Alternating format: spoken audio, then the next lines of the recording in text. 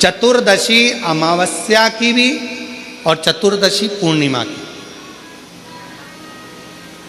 अष्टमी नौमी अमावस्या की भी और अष्टमी नौमी पूर्णिमा की। ये वो तिथियां हैं जिन तिथियों में मां नील सरस्वती का स्तोत्र का पाठ कर कर एक शंख पुष्पी पुष्प, एक अपरिजात का पुष्प जलाधारी पर रखकर 7 बार अगर जल का पात्र से जल चढ़ाया जाए और उसी जल को कटोरी में झेल लिया जाए, उस जल को 3 दिन तक लगातार यदि सुबह दोपहर शाम रोज उस बच्चे को देना चालू करी है, उसके हाथ पैर भी काम करना प्रारंभ करेंगे, उसकी बुद्धि भी काम करना प्रारंभ करेगी।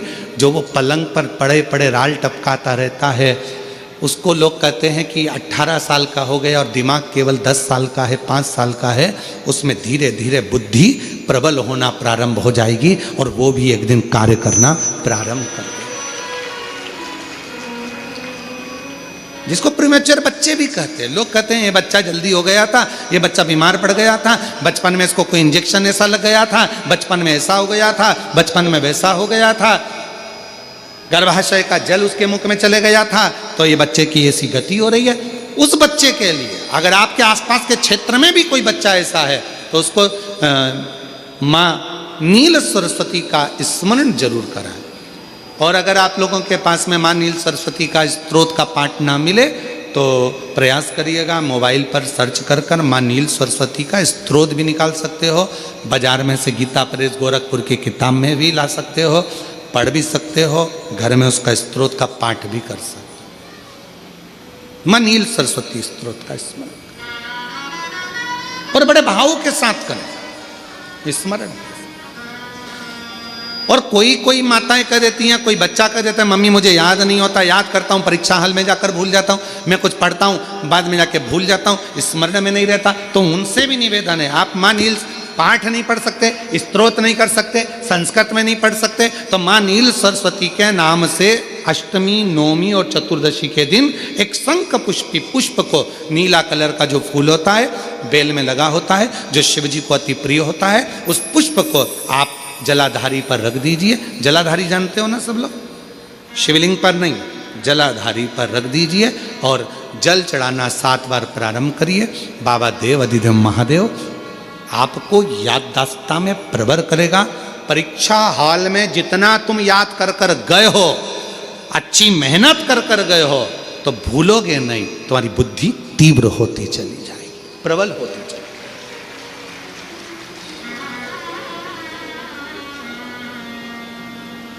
अगर कोई बच्चा एक शंख पुष्पी पुष्प को समर्पित कर कर जलाधारी पर और 1 लोटा जल यदि वो समर्पित करता है और उस जल का आचमन कोई बच्चा नित्य प्रति करता है, तो वो बच्चा धीरे धीरे विद्वत्ता धारण करता ही जाता है। जो याद करता है वो भूलता नहीं। ये मां नील सरस्वती की कथा है। 2 सरस्वती का दर्शन आपको और हमको होता है, 2 सरस्वती का स्मरण आप और हम करते हैं। एक सरस्वती जो स्वयं श्वेत वस्त्र धारण करी है, हंस पर बैठी हैं और बड़े आनंद के साथ में माँ सरस्वती का सुंदर स्वरूप है। पर एक सरस्वती ऐसी हैं जो नीला उनका स्वरूप है और नील सरस्वती के रूप में उनकी पूजन होती है। माँ नील सरस्वती महाराज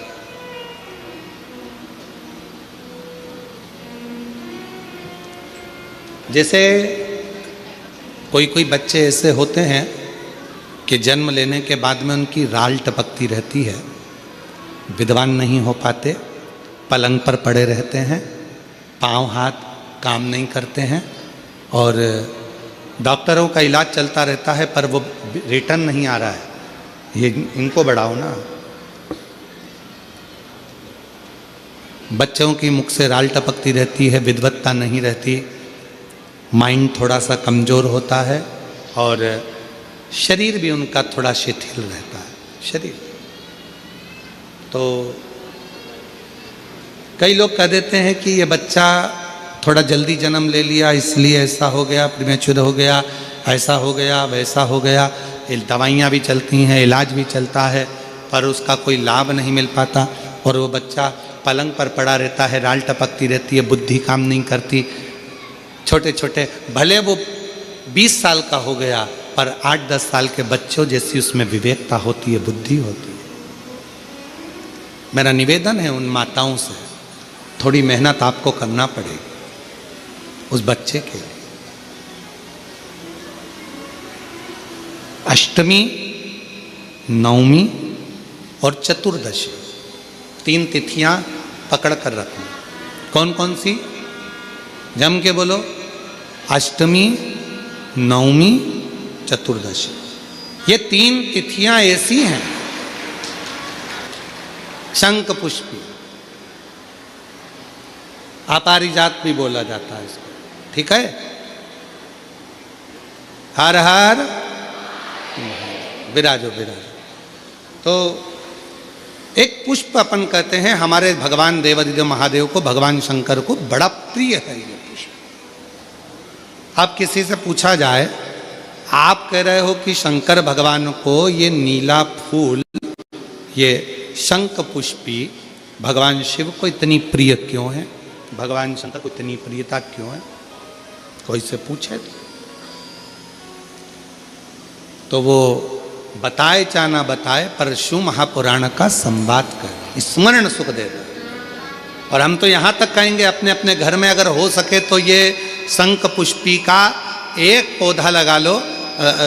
ऐसा होता है वो पौधा बढ़ते जाता है, ऐसा नहीं कि सूखता है और बढ़ता है। बच्चे लोग सुबह से उठेंगे और बच्चे लोग उठकर उस पौधे में से फूल तोड़ेंगे और शंकर भगवान को समर्पित करेंगे, तो वो पुष्प भी बच्चों के जीवन में विद्वत्ता प्रदान करेगा। वो शंख पुष्पी का पुष्प होगा। हर हर। कोई ऐसी सरकार नहीं है जो क्राइम को रोक सके। क्राइम को अगर रोक सकती है तो वो घर की नारी रोक सकती है। अपने भाई को समझाकर, पिता को समझाकर, बच्चों को समझाकर, अच्छे संस्कार देकर, प्रेम देकर, स्नेह देकर अपने बच्चों को गलत जगह से रोक कर वो क्राइम को रोक सकती है। केवल एक स्त्री, केवल एक नारी।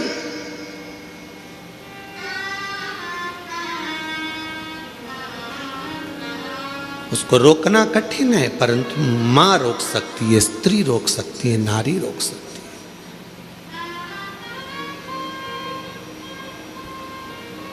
कितना विचित्र प्रसंग है।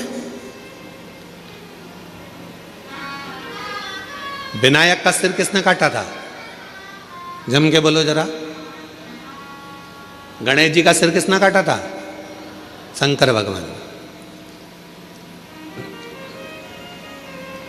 किसका सिर लगाया फिर बाद में? हाथी का।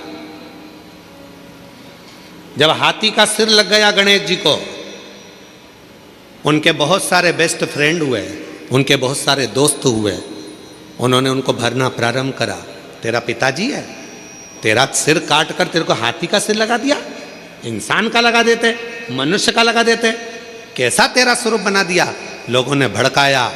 गणेश जी गुस्से में लाल होकर अपनी माता के पास गए। माँ, मेरे पिताजी ने मेरा सिर काट दिया, मेरे पिताजी ने मेरे साथ ऐसा किया, हाथी का मुख लगा दिया।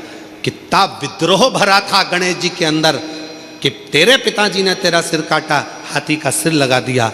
फिर माँ ने समझाया, बेटा तेरे पिताजी साधारण नहीं है, उनने बहुत सोचा होगा, उनको मालूम है कि दुनिया में सब कुछ हो सकता है पर कोई लंबोदर नहीं हो सकता है, इसलिए तुझे लंबोदर बना दिया।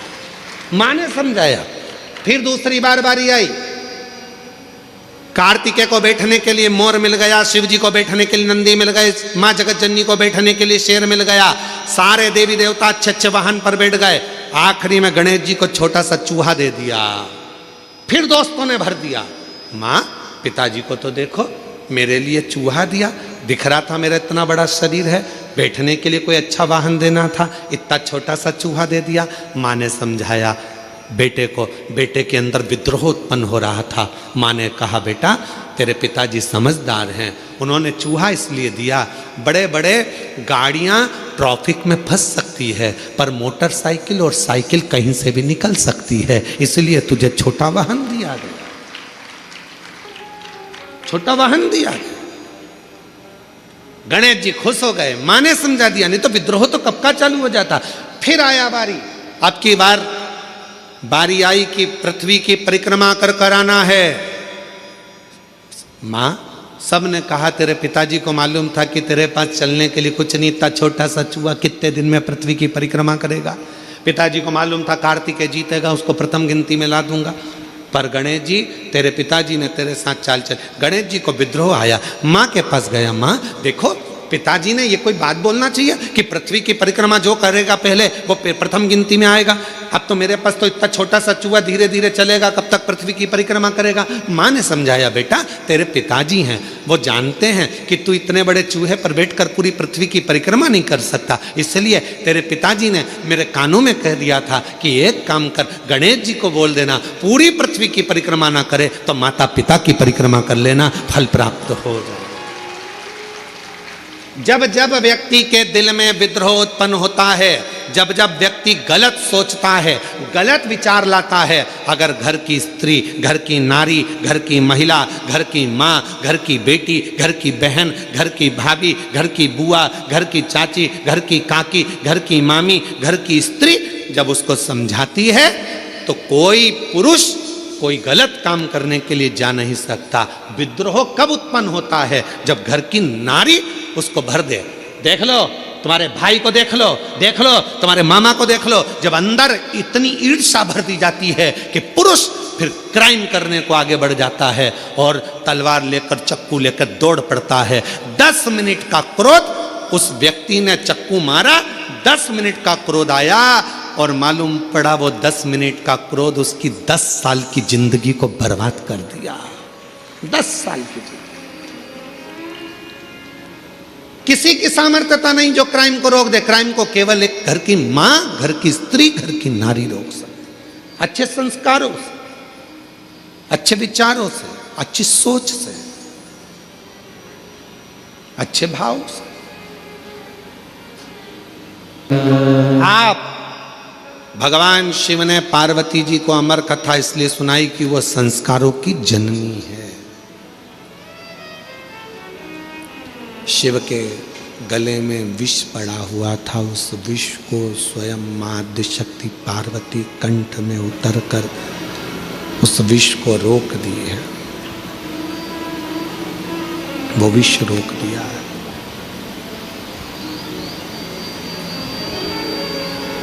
अगर वो विष नीचे उतर जाता तो भगवान शंकर जी के प्राण, क्योंकि हलाहल विष था,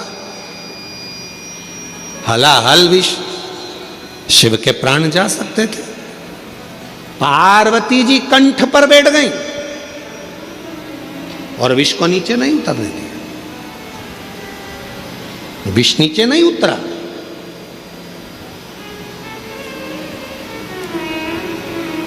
अपने को खुद समझना है, अपने को खुद साधना है।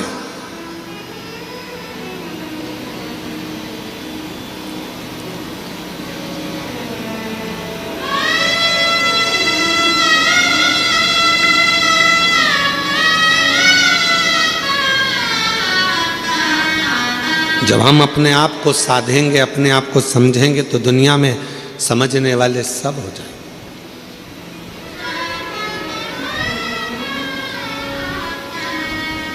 कई माताओं की आदत रहती है, वो अपने बच्चे को हमेशा डांटती रहती है, तेरे बस का कुछ नहीं है, कुछ नहीं कर सकता तू,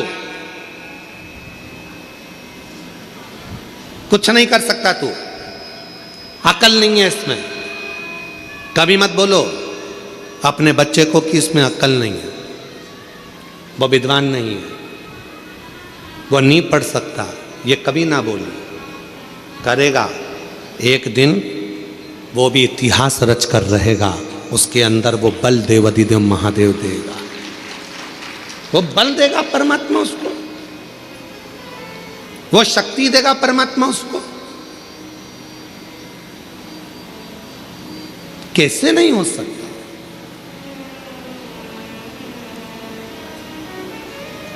एक पत्र है, अच्छा है।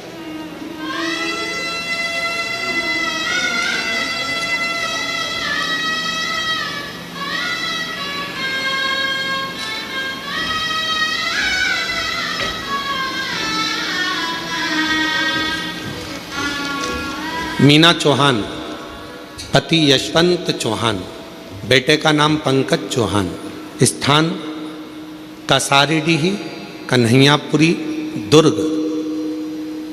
कहीं बैठे हों तो हाथ आप ही हैं जी? हाथ हिला दो, आ जाइए, बेलपत्र लेकर जाइए, आइए। मैं पशुपतिनाथ व्रत का और एक लोटे जल का क्या वर्णन करूं गुरुदेव। मेरे बेटे का नाम पंकज चौहान, 2-3 साल से पुलिस की नौकरी की तैयारी कर रहा था, परंतु वह 2-3 नंबर से फेल हो जाता था। गुरुदेव, मैंने अपने बेटे से कहा, सियोर वाला महाराज कहता है एक बार पशुपतिनाथ का व्रत कर, मंदिर जाकर 1 लोटा जल चढ़ा और फिर पूरी मेहनत कर। सियोर वाला बाबा कहता है कि अपनी मेहनत को 4 गुना कर, परिश्रम इतना करना, रात दिन मेहनत करना, रिजल्ट भोले बाबा अच्छा देगा। मेरा बेटा मंदिर जाना प्रारंभ करा, पशुपति व्रत किया और 1 लोटा जल चढ़ाता। फिर वह बाबा की ऐसी कृपा हुई, उसने एग्ज़ाम दिया और बाबा की कृपा से 16/12/2025 को बाबा की कृपा से जो उसने पूर्व में एग्ज़ाम दिया था उसमें उसने क्लियर करा और 16/12/2025 को उसका ज्वाइनिंग लेटर आ गया और मेरे बेटे का पुलिस में नौकरी लग गया। मैं बाबा को प्रणाम करने के लिए यहाँ आई, बाबा को नमन करने के लिए।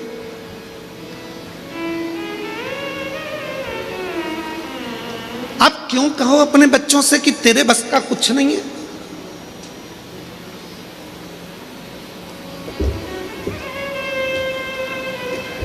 कभी अपने बच्चे से मत कहो कि तेरे बस का कुछ नहीं है।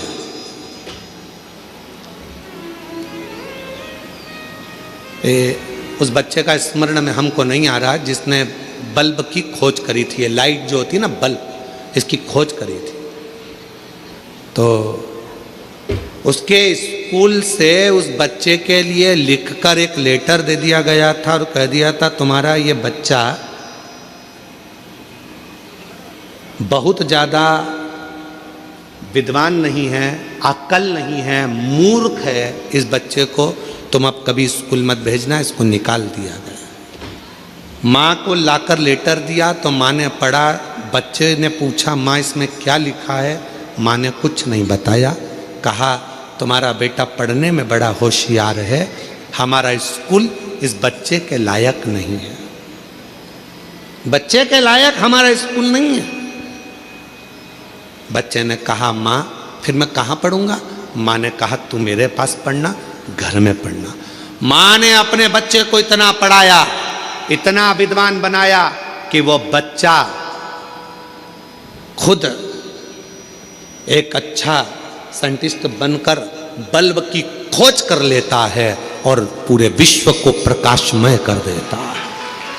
जब माँ मर गई, माता के प्राण चले गए, उसने अलमारी खोली, माता की अलमारी में से डब्बा निकला, डब्बे में से वो लेटर निकला जो उसको स्कूल में दिया गया था। उस लेटर को जब उस बच्चे ने पढ़ा तो उसमें लिखा था कि आपका बच्चा विद्वान नहीं है, उसमें गुण नहीं है पढ़ने के, वो बहुत कमज़ोर है, हमारा स्कूल इसको नहीं पढ़ा सकता, इसको घर ले जाओ, हमारे स्कूल से इस बच्चे की हम टीसी निकाल रहे हैं, इस बच्चे को दे रहे। पर माँ ने उसको विद्वान बना दिया। आ जाओ, माँ ने उसको विद्वान।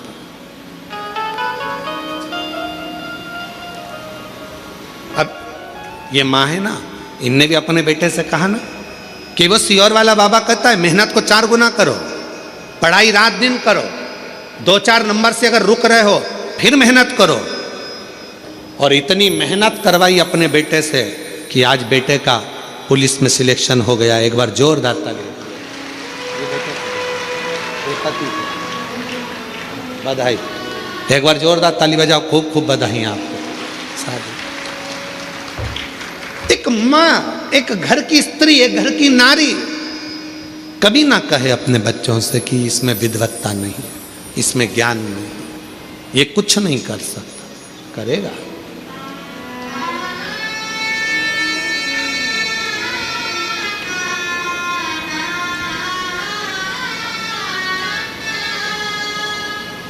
कौन है जो नहीं पढ़ सकता, करेगा।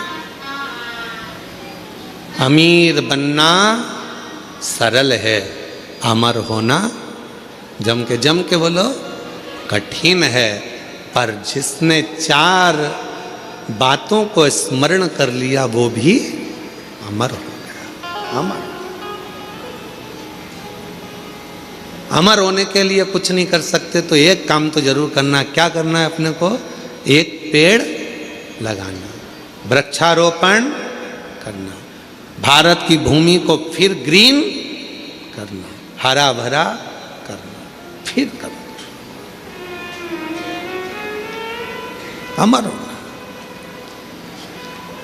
पार्वती जी कंठ में पहुंच गई और मां आदि शक्ति पार्वती जी ने कंठ में जाकर विष को रोक दिया। विष को रोका,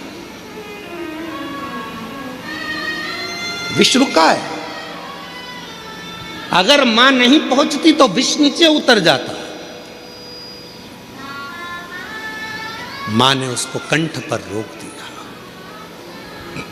कंठ पर।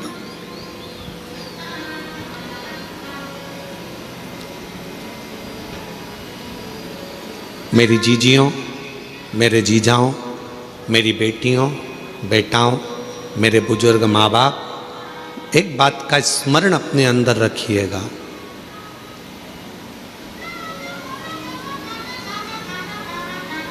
क्लेश को, अशांति को, अपशब्द को, बेकार विचारों को, बेकार सोच को आप घर के बाहर रखिए, घर के भीतर नहीं। घर के भीतर नहीं।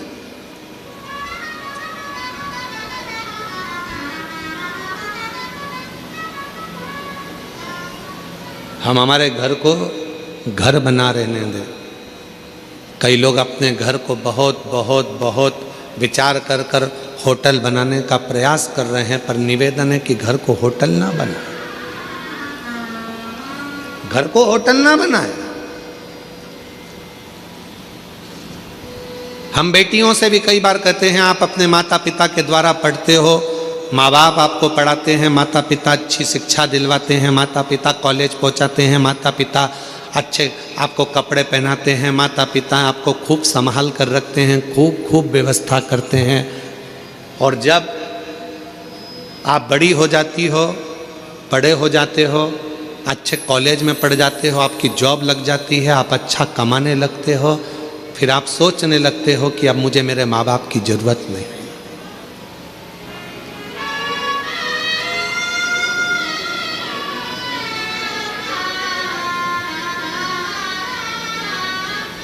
हमने एक बात पहले भी कही थी, आज फिर कहते हैं, ये जितनी अदालत में शादियां हो रही हैं, हम उसका विरोध कभी नहीं करते। हम नहीं करते। खूब करो, अदालत में शादी करो, मना नहीं है, कोर्ट मैरिज करो, मना नहीं है, पर कोर्ट में भी जहां जहां पर बेटा बेटी अपनी शादियां करते हैं उस जगह पर एक नियम लागू होना चाहिए कि तुम्हारी शादी में तुम्हारे माँ बाप का होना जरूरी है। बाप का घर, पिता का घर, माँ का घर कोई होटल नहीं है कि तुम रहे, बचपन निकाला, पढ़ाई करी, माँ बाप का खर्चा करा, खूब पढ़े, अच्छे कपड़े पहने, माँ बाप ने अच्छे कॉलेज में पढ़ाया, स्कूल में पढ़ाया, विद्वान बनाया, सर्विस लगाई, नौकरी लगाई, बाहर शहर में भेज दिया, और बाद में जब तुम्हारा संबंध का समय आया तो तुमने अपने माँ बाप के चेहरे पर कालिक पोंछ दी और तुम चले गए शादी करने के लिए। कम से कम एक नियम तो होना चाहिए कि जिस माँ की कोख से तुम निकले हो, जिस माँ ने तुम्हें गोदी में रखा है, जिस बाप ने अपनी पूरी पूंजी तुम्हारे परवरिश में लगा दी, तुम्हारी एक खुशी में क्या तुम्हारे माँ बाप शामिल नहीं हो सकते? क्या माता पिता नहीं हो सकते? घर को होटल मत बनाओ। घर होटल नहीं है कि यहां बड़े होगे और बाद में मन का करोगे, नहीं। प्रत्येक बेटी को नियम लेना चाहिए, चाहे किसी भी कॉलेज में पढ़े हो, किसी भी स्कूल में पढ़े हो, कितनी भी उच्च पद पर बैठकर तुम नौकरी कर रहे हो, पर कितने भी तुम्हारे फ्रेंड बन जाएं, कितने भी दोस्त बन जाएं, किसी की बॉडी देखकर, किसी की गाड़ी देखकर और किसी विधर्मी के चक्कर में ना आकर निर्णय देना कि शादी तो मैं अपने माँ बाप के कहने पर करूंगी, चाहे कुछ भी कर दो।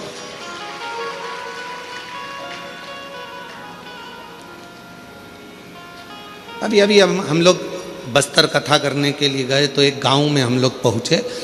जिस गांव में हमने जाकर थोड़ा सा मालूम करा तो बड़ा विचित्र खेल हमको मालूम पड़ा। विचित्र खेल था, थोड़ा मन पछोट गया उस खेल को देखकर।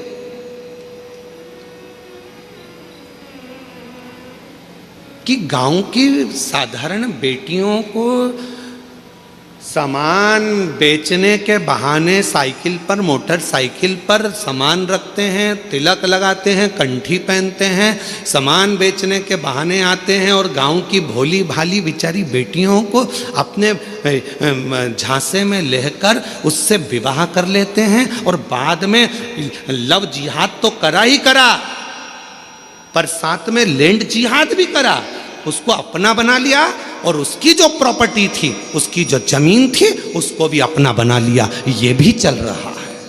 इसको बचना है, संभालना है।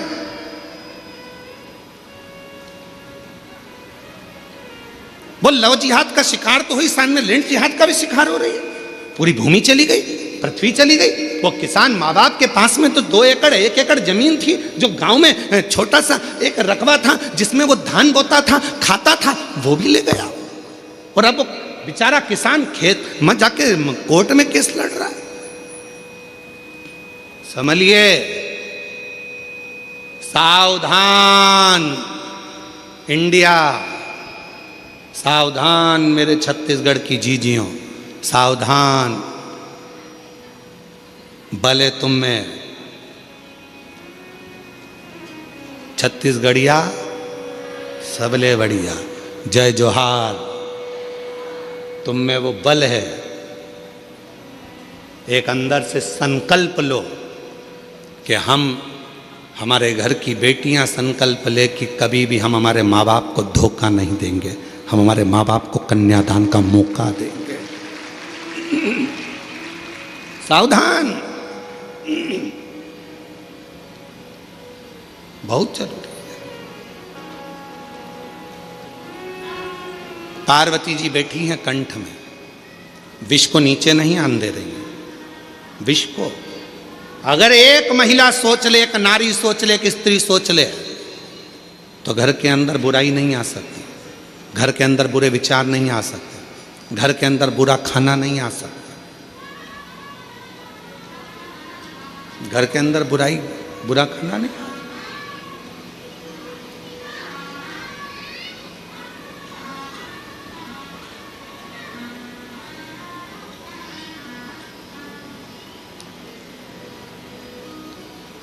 बुराइयां किसके घर में प्रवेश करती हैं? जहां बुरे विचार इकट्ठे होना चालू हो जाते हैं। बुरे विचार, कितने लोग बैठे हैं यहां पर जो रोज नहाते हैं?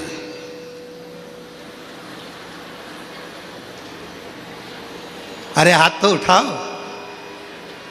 सब नहाते हो? चल रखो, बहुत अच्छी बात।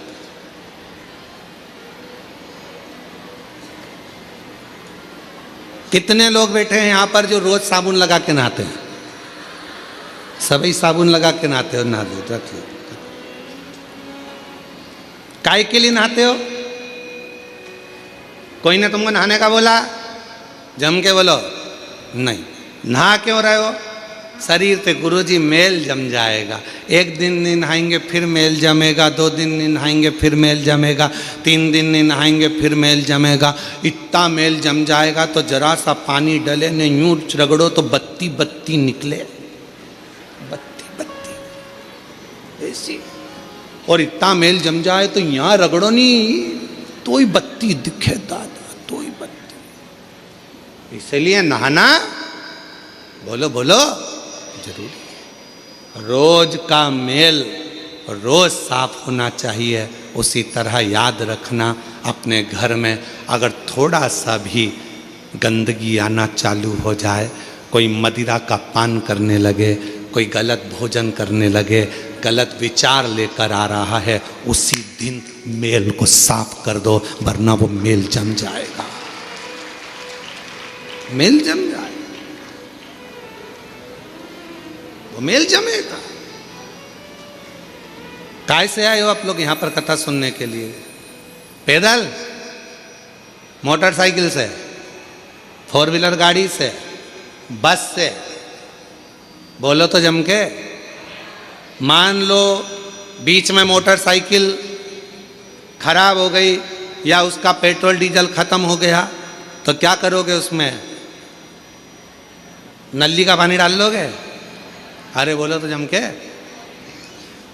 नहीं, अगर नली का पानी डाल लो तो मोटरसाइकिल चले कि नहीं चले? अरे बोलो तो नहीं चले। क्या करेगी वो? अटक जाए। चलेगी क्या मोटरसाइकिल? नहीं चले। कौन बोल रहा है? नहीं, इधर से एक छोटा बच्चा बहुत प्रेम से बोल रहा है। कौन बोल रहा है? हाँ, आजा, दौड़ के आजा मेरे पास, आजा, दौड़िया, तू भी आजा, आजा,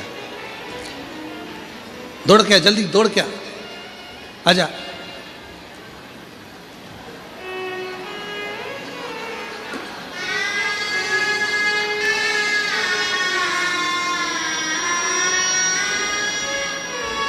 आजा, बैठ जा, तू भी आ जा, इधर आ, इधर आ, बैठ जा इधर। अब तू कहाँ बैठेगा बेटा? इधर साइड बैठा दे, इधर इधर इधर।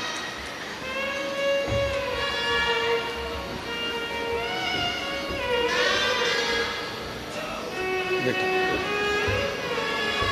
इसको बैठ जा, बैठ जा, बैठ जा। नहीं बैठना, इसको उतार दे, उतार दे, इसको उतार दे। नहीं, गिर जाएगी, इसको उतार, इसको उतार, उठा, तू बैठ जा इधर। मोटरसाइकिल नाली के पानी से चलेगी? नहीं। जम के बोलो जरा। नहीं, नहीं चलेगी। गाड़ी नाली के पानी से चलेगी? नहीं, नहीं चलेगी। तो ये शरीर दारू से चलेगा? नहीं, नहीं चलेगा। चलेगा? नहीं, नहीं चलेगा। अच्छी गाड़ी चलाना है तो अच्छे पेट्रोल की जरूरत है, और शरीर को अच्छा रखना है तो अच्छे भोजन और पानी की जरूरत है। इसमें गटर का पानी मत डालो। नाली का पानी, ये दारू का जो नशा है, ये गंदा नाली का पानी है। क्या है वो? पानी। गंदा नाली का पानी है। जरा साथ में बोलो। दारू क्या है? गंदा नाली का पानी है। इसको किसी को भी पीना नहीं चाहिए, नहीं पीना चाहिए। इसलिए क्या करना चाहिए? शिव कथा सुनो, गाड़ी भी चलाओ, होशियारी से चलाओ, सीट बेल्ट बांध के रखो, और नशे में रहकर गाड़ी भी मत चलाना, और अहंकार के नशे में घर भी मत चलाना। बर्बाद हो जाओ, बर्बाद हो जाओ। बोलो हर हर। चलो लो, तुम दोनों ने अच्छी कथा बाची, जोरदार। चलो शम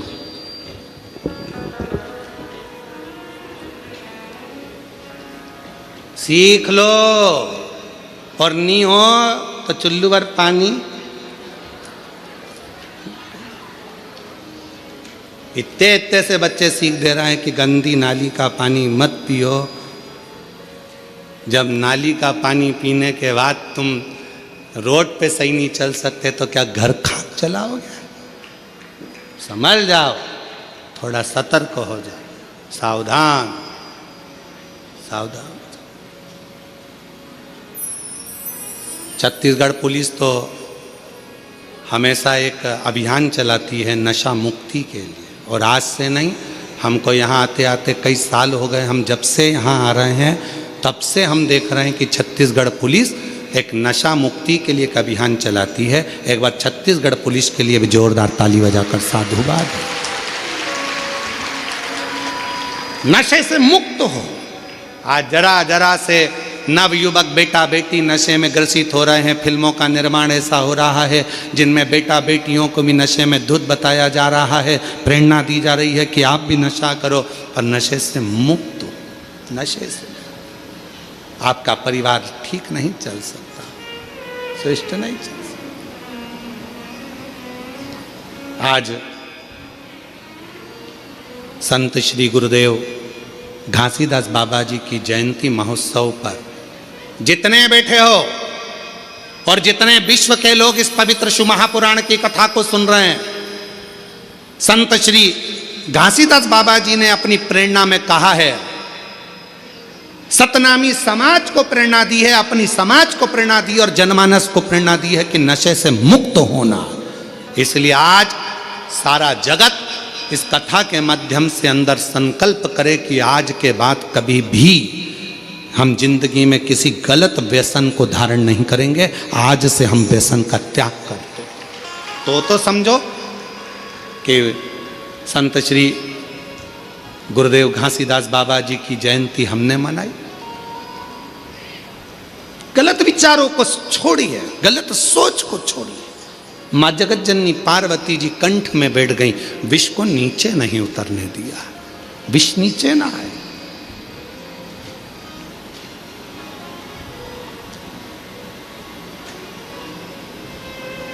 ये विष जब नीचे उतरेगा तो बर्बाद कर देगा, बर्बाद।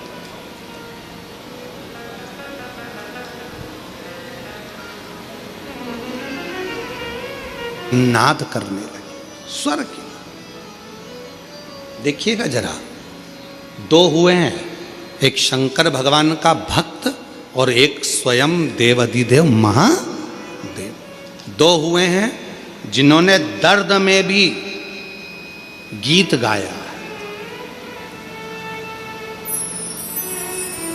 जिन्होंने दर्द में भी गीत गाया। एक लंका का राजा रावण पर्वत उठा रहा था, हाथ दब गए, भगवान देवाधिदेव महादेव ने अपना अंगुष्ठ का थोड़ा सा भाग नीचे करा और वो हाथ जब दबे रावण के हाथ टूटने लगे तो रावण ने भगवान को पुकारना प्रारंभ करा, स्तुति गाना प्रारंभ करी, शिव के लिए भजन गाना, नाद करना, तांडव का एक आनंदमय स्वरूप भगवान शिव को पुकारना प्रारंभ करा।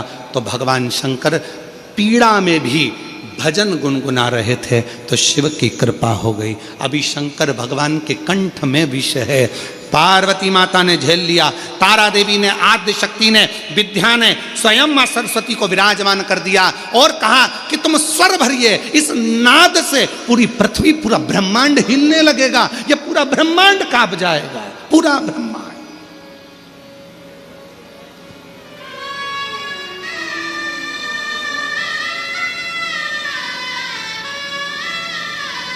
और ये पूरा ब्रह्मांड हिलेगा। इसलिए शिव के नाद में भी आप स्वर दीजिए, स्वर। और सत्यता है मेरी जीजियों, अगर शिव महापुराण में लोग कहते हैं शिव पुराण में क्या है, शंकर की कथा में क्या है, शिव पंडाल में बैठकर कथा सुनने में क्या है, कथा बैठकर सुनने में क्या मिलेगा, क्या प्राप्त होगा, कैसे मिलेगा, क्या मिलेगा।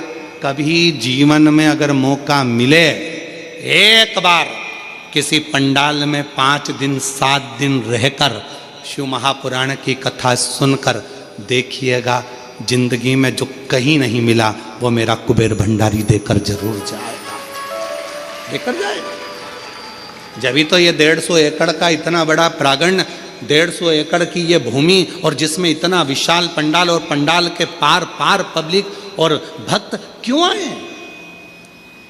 किसी के यहाँ कोई चावल देने के लिए, कोई निमंत्रण देने के लिए कोई नहीं गया। बोलो आपके यहाँ कोई आया था क्या निमंत्रण देने? जम के तो बोलो जरा। नहीं। कोई पत्रिका देने आया था? कोई प्रचार किया था तुम्हारे गांव में आके माइक से? कोई होर्डिंग लगाया था तुम्हारे गांव में आकर किसी ने? कुछ भी नहीं। ना किसी गांव में होर्डिंग लगा, ना पत्रिका गई, ना चावल गया, ना निमंत्रण गया, ना कुछ गया।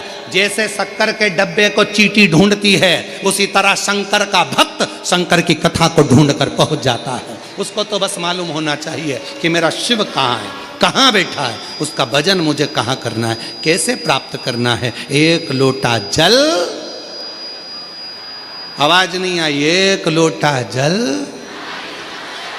बोल बम का नारा है। श्री शिवाय नमस्ते। शिव को भजा, शंकर को। और महाराज सरस्वती ने स्वर देना प्रारंभ करा, और जो सरस्वती ने स्वर दिया, कंठ में विराजमान होकर बैठी साधना तप कर रही।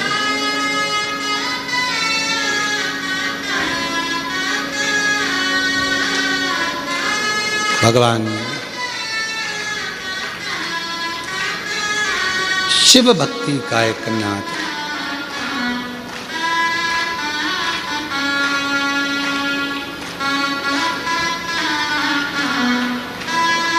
और जब भगवान देवादिदेव महादेव को मां सरस्वती ने कंठ में बैठकर जब नाद किया, नाद, जो सरस्वती माता ने जो स्वर लगाए अंदर बैठकर, जो शिव कराह रहे थे, उसमें से भी स्वर निकल रहा था।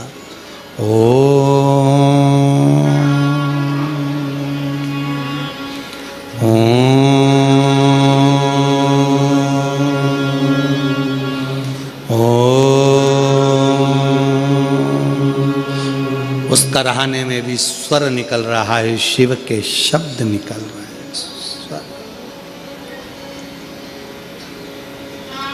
विश्व रुका, रुक गया, विश्व रुक गया। पार्वती जी की आंख से आंसू बह रहे थे। मेरे पति के शरीर में अगर ये विष चले जाता तो मेरे पति तो समाप्त हो जाते। पार्वती जी विचार कर रहे, ये पार्वती जी सोच। पर आज मेरे पति के कुछ नहीं हुआ, क्योंकि मैंने विष को रोक दिया। मेरी जीजियों, आपसे भी निवेदन है, अपने घर में आने वाले विष को, अपने घर में आने वाले गलत भोजन को, गलत विचारों को, गलत सोच को, गलत दृष्टि को आप रोक सकती हो। रोको, रोकिए।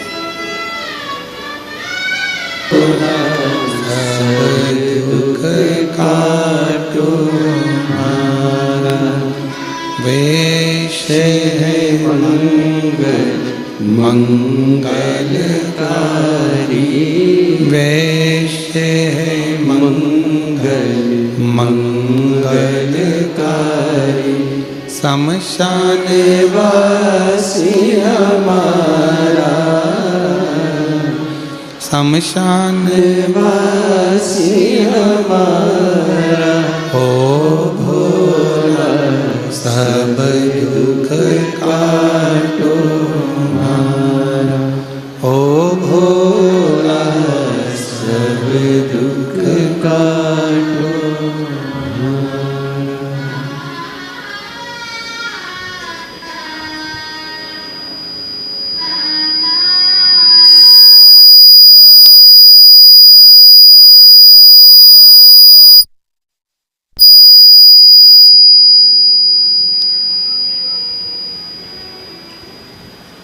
बाबा देवादिदेव महादेव भगवान शिव की पवित्र कथा कर रही है, शिव महापुराण की कथा वर्णन कर रही है। माँ पार्वती जी भगवान शिव के कंठ पर आ गईं। 10 विद्या में से एक विद्या माँ तारा देवी प्रकट हो गईं। उन्हीं के अंश स्वरूप से माँ सरस्वती प्रकट हो गईं, जिन्होंने करहाने में भी स्वर दिया और शिव के उस करहाने में ओम नाद का उच्चारण भर दिया। एक बार सभी साथ में ओम नाद करेंगे।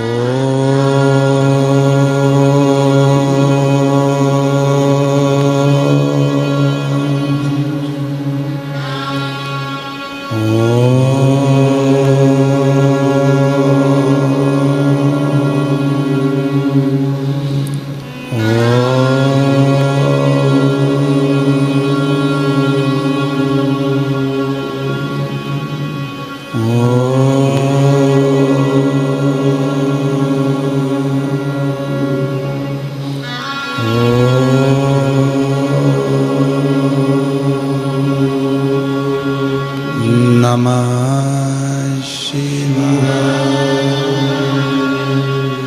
शिव कथा कह रही है, भगवान शंकर का स्वरूप कह रहा।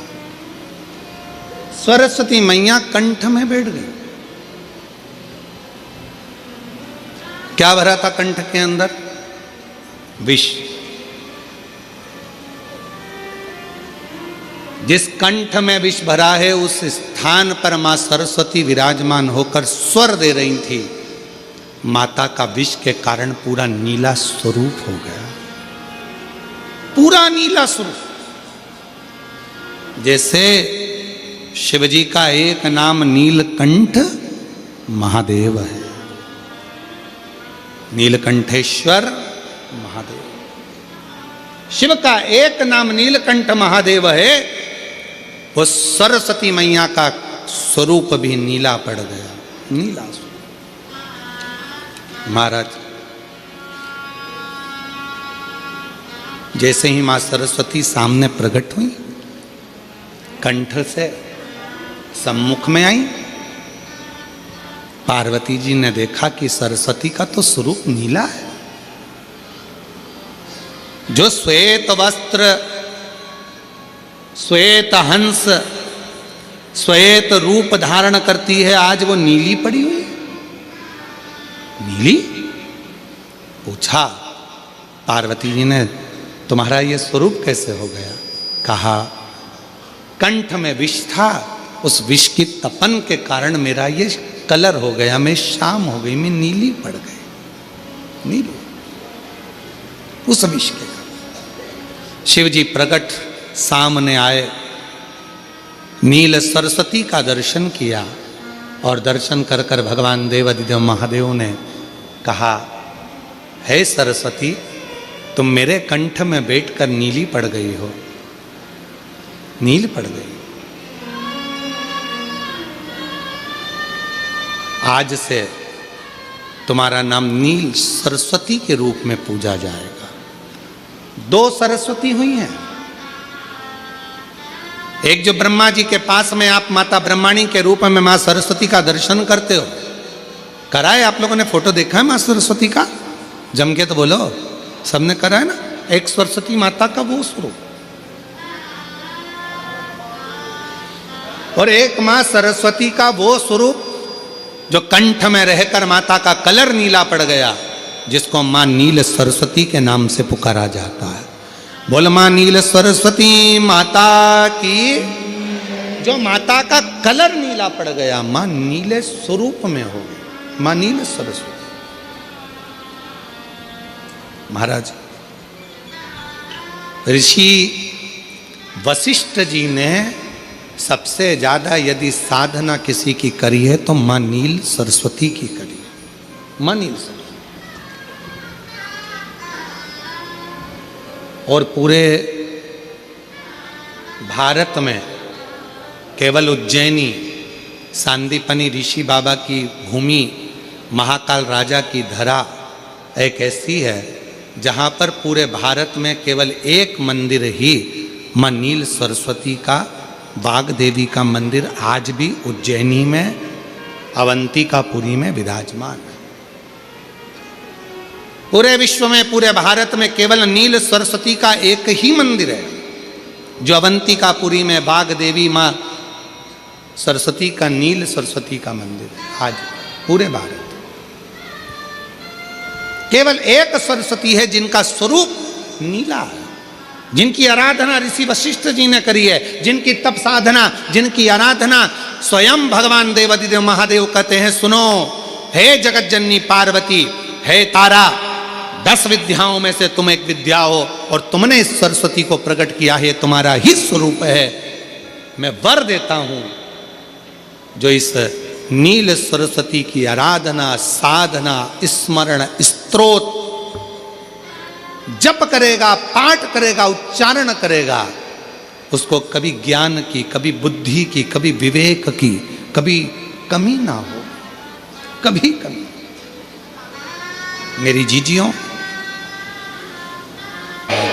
एक आनंद, एक पत्र अच्छा है, देखो।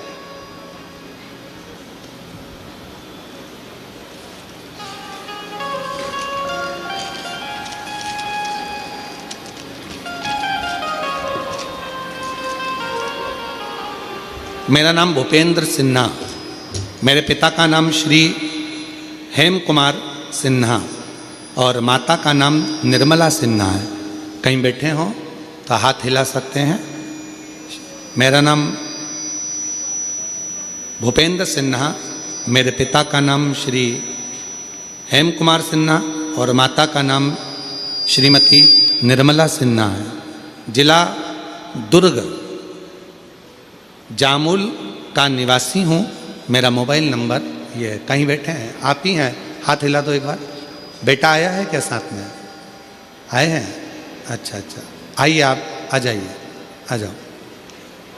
गुरुजी, कई सालों से मन में एक तमन्ना थी इंडियन आर्मी की भर्ती की, पर बहुत प्रयास करता था पर नहीं होता था।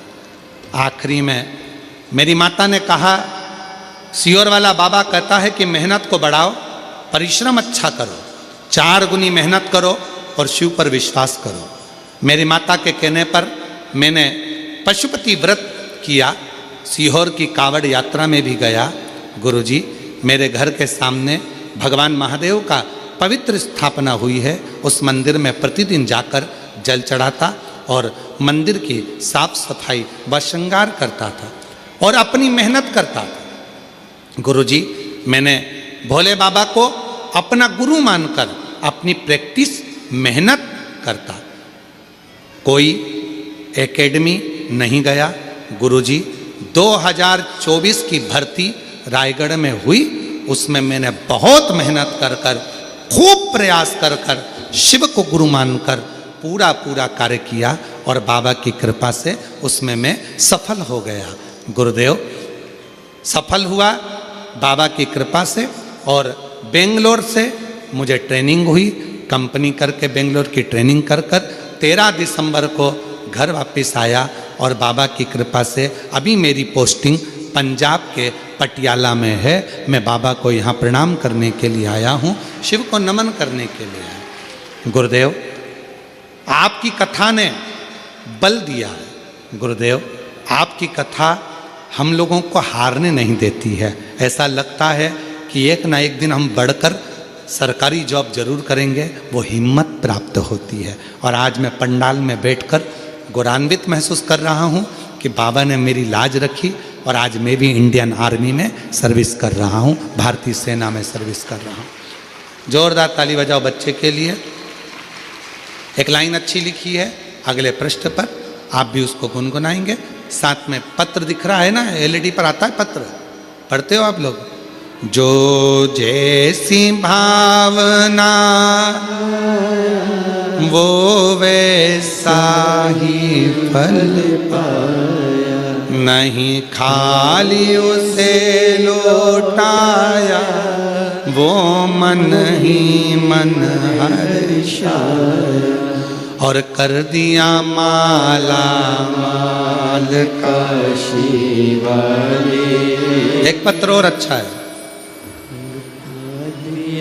भंडार काशी वाले ने कर दिया माला माल काशी। सोनम साहू, पिता का नाम गोवर्धन साहू, माता स्वर्गीय कुंती साहू, ग्राम टेढ़ेसरा, जिला राजनांदगांव से आई हूँ। व्यासपीठ को कोटि नमन करती हूँ, चरणों को प्रणाम। गुरुदेव, 2019 से सरकारी नौकरी की तैयारी कर रही थी पर कुछ नंबरों से असफल रही। 2021 में माँ का स्वर्गवास हो गया, सरकारी नौकरी नहीं लग पाई। इसी बीच हाले कोसा शिव पंचायत की कथा सुनी, बाबा से प्रार्थना करी, यूट्यूब पर कथा देखती, 3 बार पशुपतिनाथ का व्रत किया, महादेव को रोज जल अर्पित करती और पास में होने वाली कथा को सुनने जाती। 2024 में सरकारी नौकरी की परीक्षा दी, 4थी बार पशुपतिनाथ का व्रत करा। हाले कोसा 2025 की कथा में जाने के लिए घर से निकलते समय मन में मेरे आराध्य मेरे पिता महादेव से कहा, बाबा आप मुझे अपनी बेटी को सरकारी नौकरी के पद पर पदस्थ करें या इस जीवन का कहीं ना कहीं किसी न किसी रूप में अंत करें। कथा से वापस आई मन में अटूट विश्वास लेकर गई थी। सुना था कथा के पंडाल में बैठकर जो मांगा जाता है वो मिलता है, और बाबा ने ऐसी कृपा करी। हाले कोसा की कथा सुनकर आई और आने के बाद बाबा पर पूरा भरोसा कर कर जल चढ़ाने लगी, और बाबा की ऐसी कृपा हुई कि 3 महीने के अंदर तकनीशियन की परीक्षा का परिणाम आया, और आज बाबा की कृपा से लैब तकनीशियन के पद पर सरकारी नौकरी में मैं पदस्थ हो गई। मैं बाबा को यहाँ प्रणाम करने के लिए आई और लुटा दिया। इन्होंने भी लाइन अच्छी लिखी, काशी वाले ने कर दिया माला माल काशी वाले ने। तुम जिस भाव से, कहीं बैठे हैं क्या, ये आ रहे हैं? अच्छा आ गए, हाँ ठीक है। शंभू आइए बाबू, आ जाओ आ जाओ।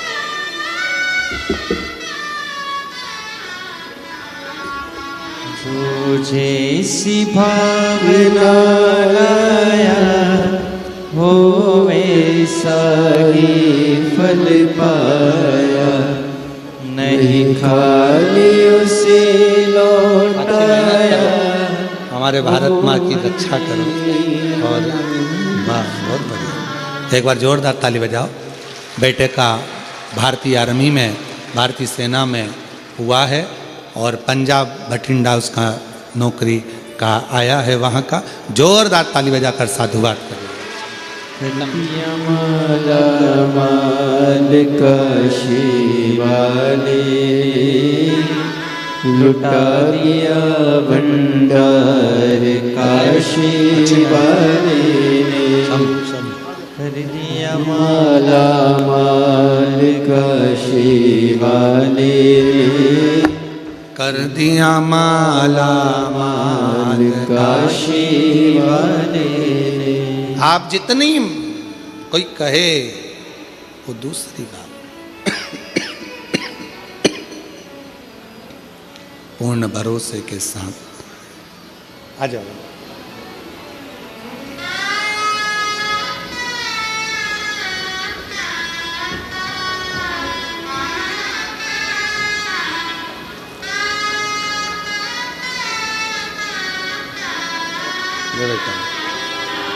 रोते नहीं, अब तो लग गया जॉब, अब क्या सोचना, खुश हो। रोते नहीं, रोते नहीं। आंसू पोछो पहले, आंसू खुश होकर जाओ। ले आंसू पोछ पहले, आंसू पोछो। हाँ आंसू पोछ पहले, अच्छा खुश होकर जा। अब तो लग गई जॉब, अब क्या, शिव कृपा हो गई तेरे पहले। खुश हो, सेवा करो राष्ट्र की।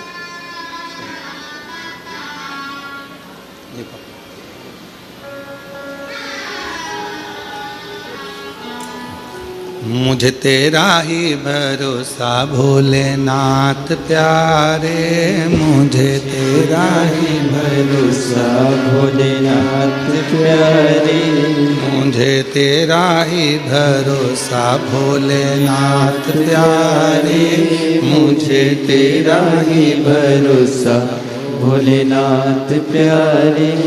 भोलेनाथ प्यारे काशी वाले, भोलेनाथ प्यारे काशी वाले प्यारे, मुझे तेरा ही भरोसा भोलेनाथ प्यारे, मुझे तेरा ही भरोसा भोलेनाथ प्यारे, मुझे तेरा ही भरोसा भोलेनाथ प्यारे, मुझे तेरा ही भरोसा भोलेनाथ प्यारे।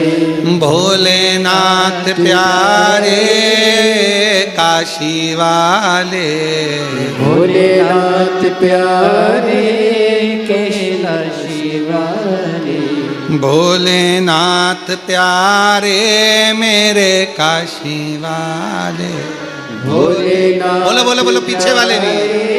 मेरे काशी वाले, मुझे तेरा ही भरोसा भोलेनाथ प्यारे, मुझे तेरा ही भरोसा भोलेनाथ प्यारे, मुझे तेरा ही भरोसा भोलेनाथ प्यारे, मुझे तेरा ही भरोसा भोलेनाथ प्यारे। ओ काशी वाले, ओ सियोर वाले, भोले काशी वाले, भोले सियोर वाले, मेरे काशी वाले, मेरे उज्जैन वाले, मेरे काशी वाले, मेरे उज्जैन वाले, मुझे तेरा ही भरोसा मेरे काशी वाले, मुझे तेरा ही भरोसा भोलेनाथ वाले, मुझे तेरा ही भरोसा मेरे भोले। वाले, मुझे तेरा ही भरोसा भोलेनाथ वाले।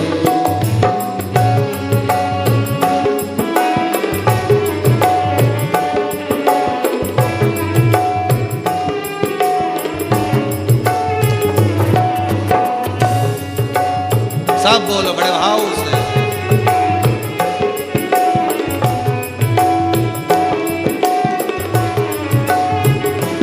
मुझे तेरा ही भरोसा मेरे भोले वाले, मुझे तेरा ही भरोसा मेरे काशी वाले, तेरे दर पे है आई आके झोली फैलाई, तेरे दर पे तेरे दर पे है आई आके झोली फैलाई, तेरे दर पे आई आके झोली फैलाई, भर मेरे भी भंडार मेरे काशी वाले, भर मेरे भी भंडार मेरे काशी वाले, मुझे तेरा ही भरोसा मेरे काशी वाले, मुझे तेरा ही भरोसा मेरे काशी वाले, मुझे तेरा ही भरोसा मेरे काशी वाले, मुझे तेरा ही भरोसा मेरे काशी वाले, मुझे तेरा ही भरोसा मेरे काशी वाले, मुझे तेरा ही भरोसा मेरे काशी हर हर महा। अपने स्थान पर बैठकर बाबा को प्रार्थना करिए। ओ काशी वाले, ओ डमरू ओ काशी वाले, मेरे सिहोर वाले, मुझे तेरा ही भरोसा, काशी वाले, मुझे तेरा ही भरोसा मेरे काशी वाले, तेरे दर पे है आई खाली झोली फैलाई, तेरे बोलो बोलो बोलो, खाली झोली फैलाई, तेरे दर पे है आई खाली झोली फैलाई, तेरे दर पे है आई खाली झोली फैलाई, मेरे भर रे भंडारे ओ काशी वाले, मेरे भर दे रे भंडारे मेरे काशी वाले, मुझे तेरा ही भरोसा मेरे काशी वाले। बाबा को प्रार्थना करेंगे, दिल से विनय निवेदन भाव से बाबा को अपने मन का भाव कहिए।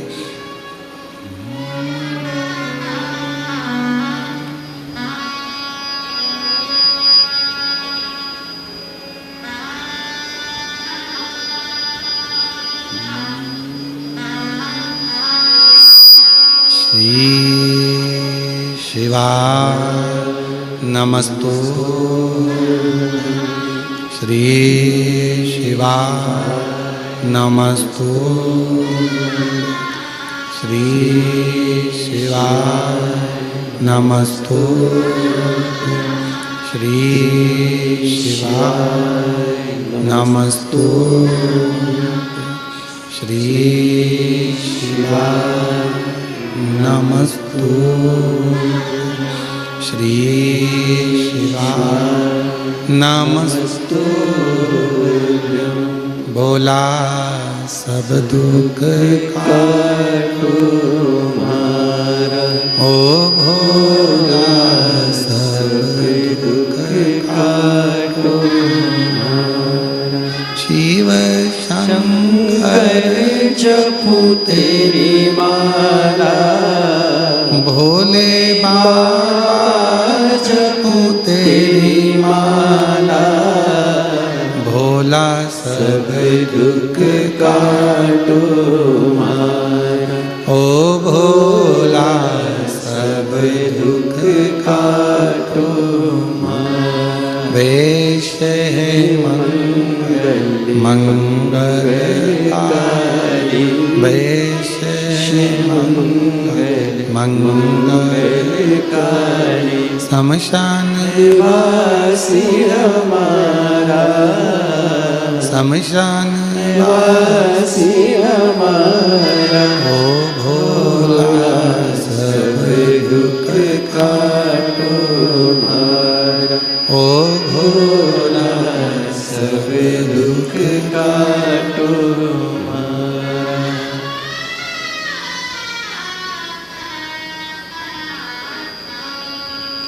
बाबा देवादिदेव महादेव, भगवान शिव, ओगड़दानी, तरकालदर्शी, कैलाशी, विनाशी, भगवान शिव की कथा कर रहे, सुंदर प्रसंग वर्णन कर रहा।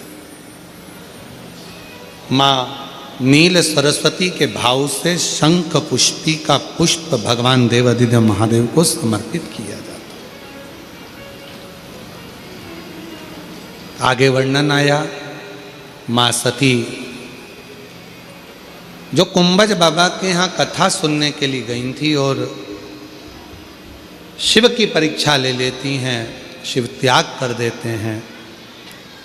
कुंभज बाबा के आश्रम से आने के बाद में अपने ही पिता के घर में यज्ञशाला में जलकर भस्म होती हैं। हिमालय राज के घर में मैनावती जी के गर्भ से उनका प्रागट्य होता है और माँ पार्वती के रूप में अवतरित होती है। शिवजी के साथ में उनका मंगल विवाह होता है। भगवान देवादिदेव महादेव माँ पार्वती की जी के साथ में उनका मंगल आनंद में विवाह का क्रम होता है। निवेदन है, विवाह का मतलब केवल वो नहीं कि वहाँ वहाँ लूटी जाए। विवाह का मतलब होता है जहाँ एक दूसरे के स्नेह के प्रति आदर का भाव, सम्मान का भाव। बहुत धन होगा तो विवाह श्रेष्ठ है, बहुत पैसा होगा तो विवाह श्रेष्ठ है, नहीं। एक लड़की के माता पिता और एक लड़के के माता पिता, एक लड़की और एक लड़का, दो परिवार जब आपस में मिल रहे होते हैं तो उनमें धन की मूलता नहीं, मन की मूलता होना चाहिए। पर आज के जमाने में विवाह को केवल धन तक लाकर छोड़ दिया गया, मन तक विवाह नहीं रहा। उसको मन पर कोई संघर्ष ना किया हो, मेहनत ना करी।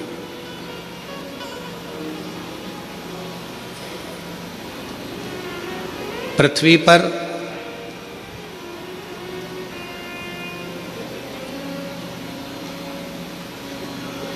अमीर बनना बहुत सरल है।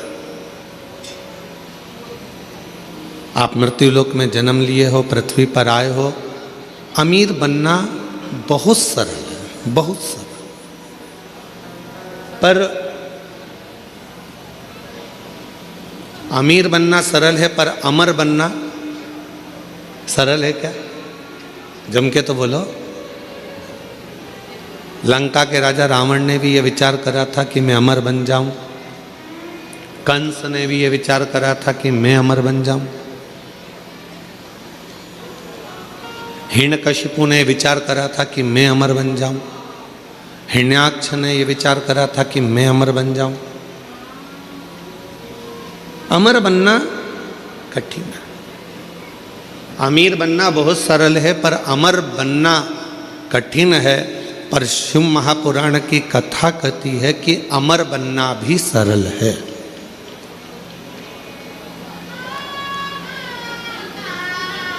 कैसे अमर हो सकते हो? जीवन मानव का मिला है, कोई अच्छा कर्म कर कर चले जाओ। मानव की देह मिली है, कोई ऐसा कर्म कर कर जाओ कि आप अमर हो जाओ। अमर।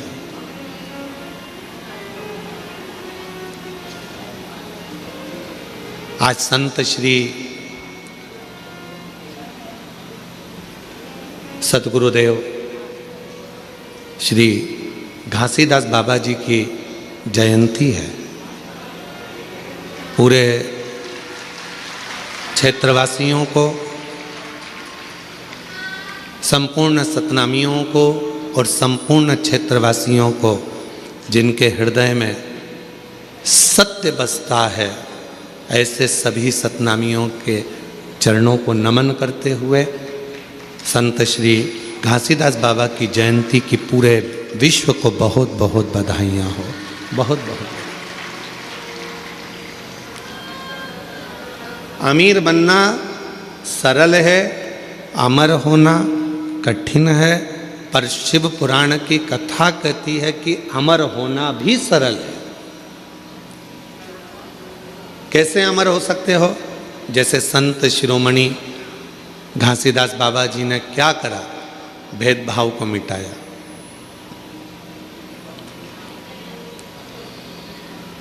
नारी के जीवन का आदर कैसे होना चाहिए, स्त्री का सम्मान कैसे होना चाहिए, संत श्री जगत गुरु गुरुदेव श्री घासीदास बाबा जी ने बताया। सत्य कैसा होता है, अहिंसा परमो धर्म का भाव कैसे होता है, सामाजिक समरसता कैसे होता है,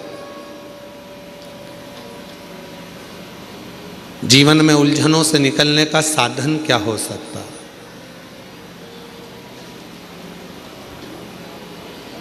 ऐसे कई संदेश संत श्री गुरु घासीदास बाबा जी ने दिए, जिसको सतनामी समाज अपने अंदर धारण करती है। अब भले संत पृथ्वी पर हो ना हो, पर वो अच्छा कर कर दुनिया को प्रेरणा देकर कुछ अच्छा कार्य कर कर वो अमर हो गए। आज भी पूरा विश्व, पूरा देश संत श्री घासीदास बाबा जी की जयंती महोत्सव मनाता है।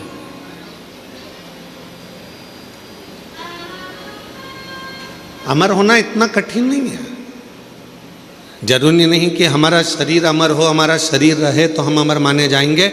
शिव महापुराण की कथा कहती है, अगर अमर होना है तो उसके 4 तरीके बताए गए। उन 4 तरीकों में से कोई एक तरीका आपकी जिंदगी में उतार लो, आप अमर हो गए। कौन कौन अमर होना चाहता है? जम के तो बोलो। सब होना चाहते हो ना अमर? हम भी अमर होना चाहते हैं। ठीक है, 4 तरीके में से कोई सा भी एक तरीका अपनाना है जिससे आप और हम अमर हो जाएं। पहला तरीका अपनाने के लिए तैयार हो जाओ।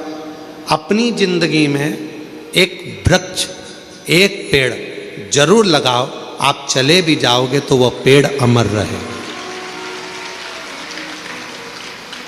अमर होने के 4 तरीके बताए हैं। पहले नंबर का है वृक्षारोपण। अपने नज़दीक में, अपने करीब में कोई अच्छी जगह पर एक वृक्ष लगाओ, उस वृक्ष की परवरिश करो और उस परवरिश को कर कर उस वृक्ष को लगाकर बड़ा करो। हम रहें चाहे ना रहें, वो पेड़ जब तक पृथ्वी पर रहेगा दूसरे को छाया देता रहेगा। लोग तुम्हें याद करते रहेंगे कि हमारे काका जी ने ये पेड़ लगाया था। ये अमर होने का तरीका है।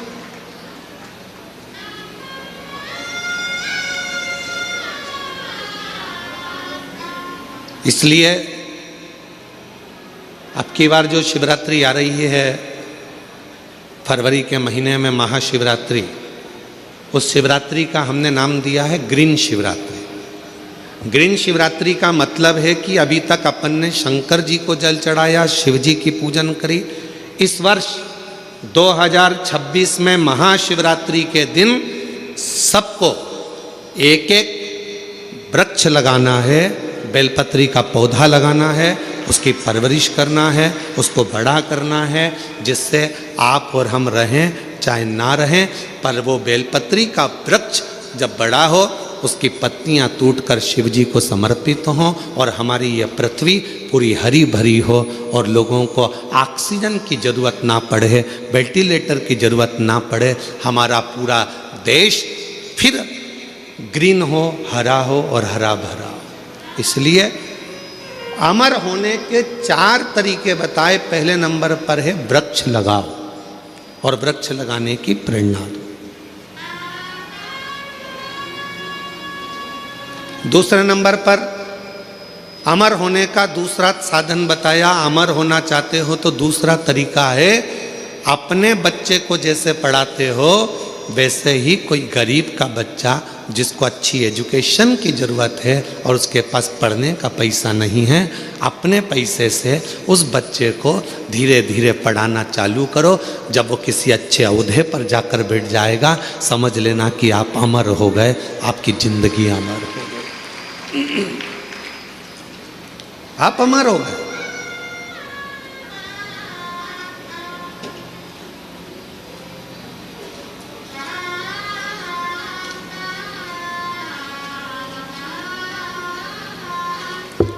तुम्हारे मरने के बाद चौराहे पर तुम्हारा पुतला लगे चाहे ना लगे, तुम्हारे मरने के बाद घर के लोग तुम्हारा पुतला तुम्हारी जमीन पे लगाएं ना लगाएं, तुम्हारे मरने के बाद तुम्हारे घर के लोग तुम्हारा फोटो लगाएं चाहे ना लगाएं, पर अपने जीते जी ऐसा कर्म कर कर जाना कि मरने के बाद भी लोगों के दिल में तुम्हारी जगह बनी रहे, तो अमर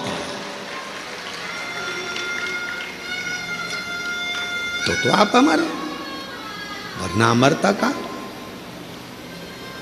तीसरे नंबर पर बताया कि हृदय की मिठास, प्रेम लुटाते चलो, प्रेम देते चलो, अमर। वो एक गीत की लाइन है ना, वो राम आए जो दीन दुखी, राम आए जो दीन दुखी, सबको गले से लगाते चलो। ये माइक की गंगा नहीं चल रहा है, बहाते चलो। प्रेम की गंगा बहाते चलो, प्रेम की गंगा बहाते चलो। ज्योत से ज्योत जलाते चलो, ज्योत से ज्योत जलाते चलो। प्रेम की गंगा बहाते चलो, प्रेम की गंगा बहाते चलो। राह में आए जो दीन दुखी, राह में आए जो दीन दुखी, सबको गले से लगाते चलो।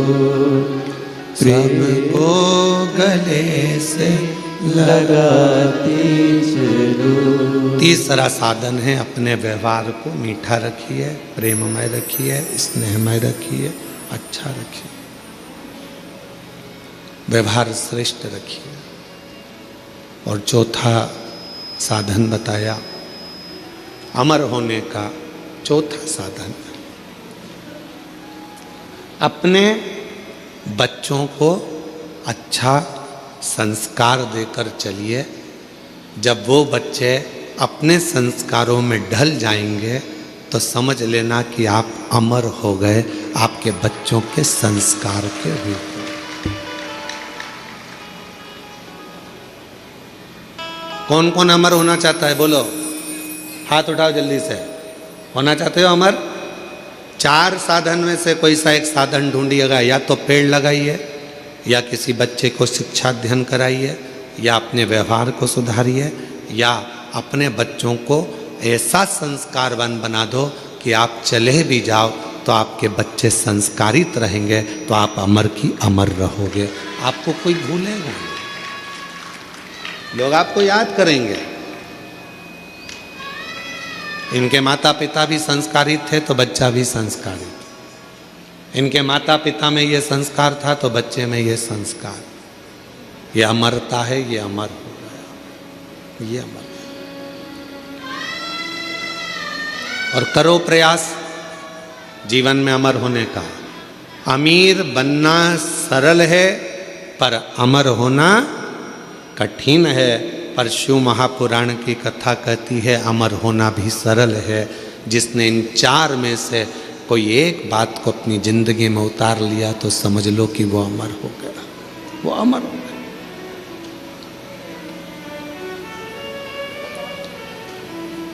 अच्छा करते चलो।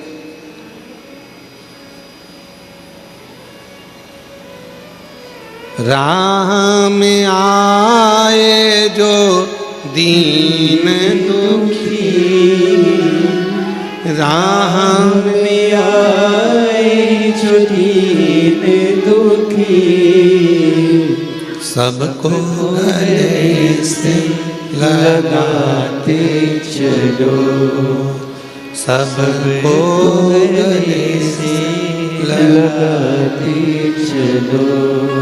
सबको स्नेह दीजिए, सबको प्रेम दीजिए, सबको करुणा कीजिए, सब पर वात्सल्यता रखिए। जब सब पर प्रेम होगा, सब पर वात्सल्यता होगी, करुणता होगी, तो आप अमर होते चले जाओ। मेरे देवाधिदेव महादेव ने माँ पार्वती जी को कौन सी कथा सुनाई थी?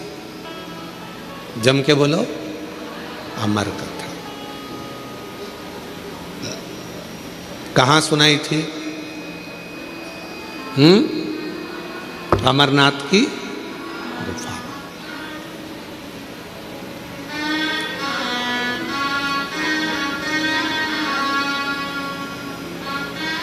सर्प को सुनाई थी क्या?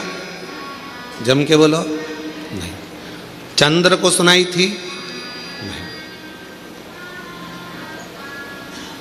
नंदी को?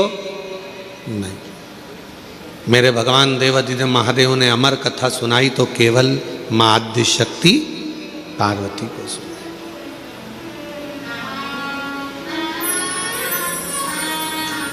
क्यों सुनाई? किस लिए सुनाई? क्या कारण पड़ गया था जो पार्वती को अमर कथा सुनाना पड़ी? उसका केवल एक कारण था, यह आद्य शक्ति पार्वती जगत की माँ है, और माँ यदि अमर हो गई तो ये राष्ट्र को अमर होने में कोई दिक्कत नहीं आएगी। संपूर्ण विश्व अमर हो जाएगा, संपूर्ण विश्व। कथा सुन। और अमर कथा क्या? कौन सी अमर कथा? जिस अमर कथा को सुनने के लिए स्वयं देवता भी ललायित थे, जिस अमर कथा को सुनने के लिए संपूर्ण ब्रह्मांड के जितने भी देवी देवता हैं वो ललायित थे, उस अमर कथा को केवल भगवान देवाधिदेव महादेव माता पार्वती को श्रवण कराते हैं। केवल माँ जगत जननी को, अम्बा को श्रवण कराते हैं। किस लिए? क्योंकि शिव चाहते हैं कि पार्वती इस कथा को सुन ले, और अगर जगत की माँ एक नारी, एक स्त्री जब इस कथा को सुनती है तो वो अकेली उस कथा को अपनी जिंदगी में धारण नहीं करती, वो प्रसाद के रूप में उस कथा को जनमानस में पहुंचा देती है, पहुंचा देती। हमसे लोग कहते हैं क्यों गुरुजी आपकी कथा में पुरुष लोग कम आते हैं, माताएं ज़्यादा आती हैं, जीजियाँ ज़्यादा आती हैं, स्त्रियाँ ज़्यादा आती हैं, उसका कारण क्या है? हमने कहा कथा की जरूरत भी पुरुष से ज्यादा स्त्री को है। क्यों? उसको राष्ट्र का निर्माण करना है, उसको अपने बच्चों को संस्कारित करना है, उसको अपने बच्चों को पढ़ाना है, लिखाना है, विद्वान बनाना है, उसको अपने बच्चों को ज्ञान उपदेश देना है।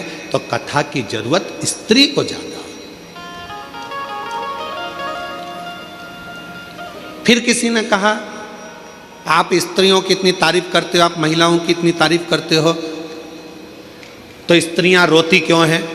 जरा जरा सी बात आती है और वो रोने बैठ जाती हैं, रोती क्यों है? हमने कहा उनको रो लेने दो, वो अच्छा है। अगर रोएगी नहीं तो रुद्र हो जाएगी, इसलिए उसका रोना भी जरूरी है, उसका रोना जरूरी है।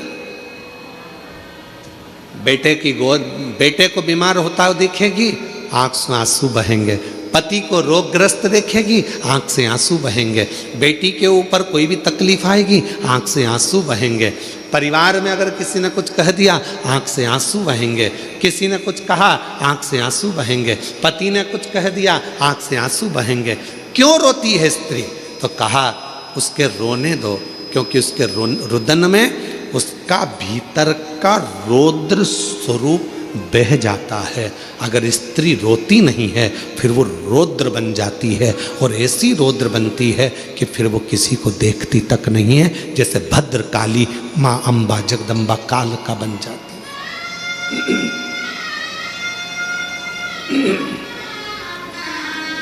फिर वो भद्र काली बन गई, वो काल का बन गई।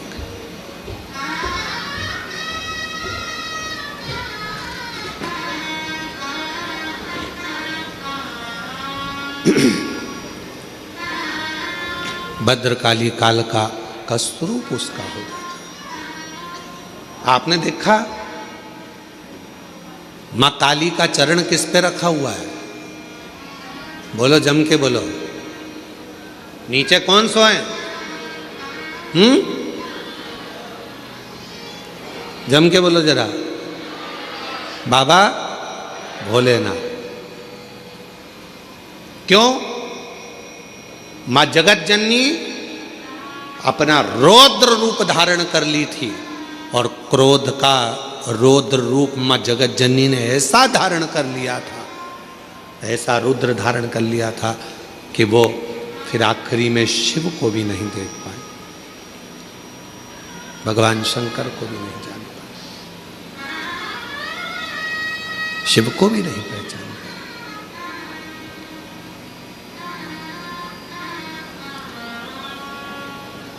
अमर कथा पार्वती जी को, अमर कथा केवल जगत जननी जगदम्बा अम्बा पार्वती को सुनाई दी। हाँ, कथा एक स्त्री के जीवन में जब आती है तो वो कथा को जनमानस को परोस देती है, परोस।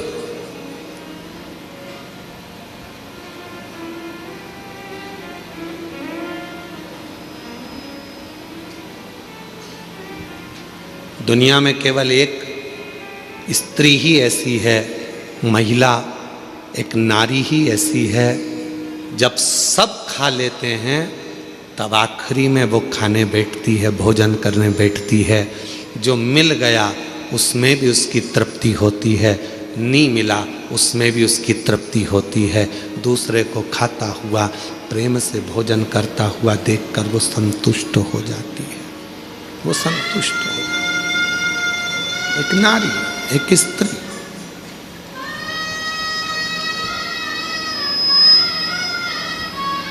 कल कथा चल रही थी भगवान देवादिदेव महादेव के मंथन की,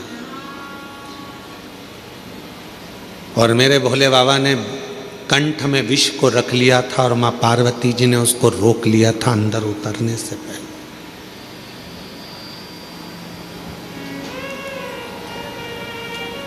उतरने से पहले रोक लिया था। दुनिया के आधे से ज्यादा क्राइम घर में रहने वाली स्त्री रोक सकती है।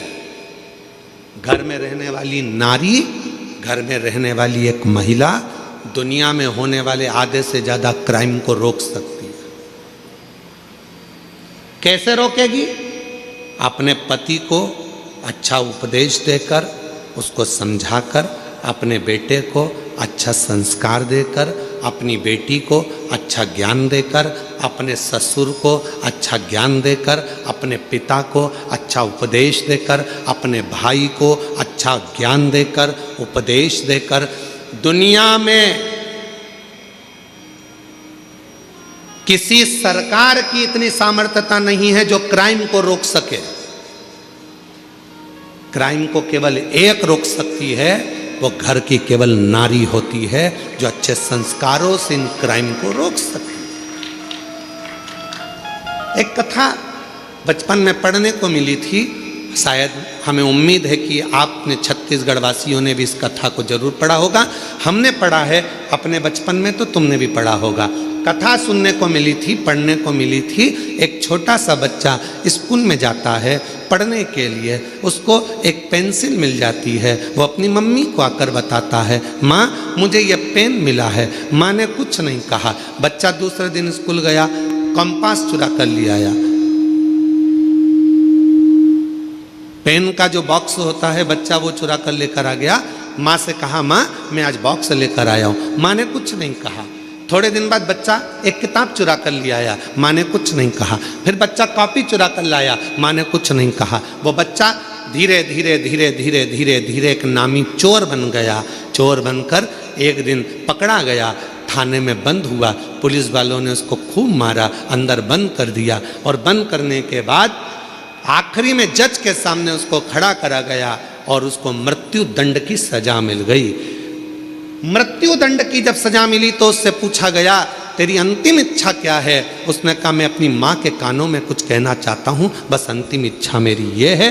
उसकी माता को बुलाया गया। उसके मरने के पहले जब माँ आई, उसकी माँ के कानों के अंदर उसने कुछ कहना चाहा। जाओ, तुम्हारा बेटा तुम्हारे कानों में कुछ कहना चाहता है।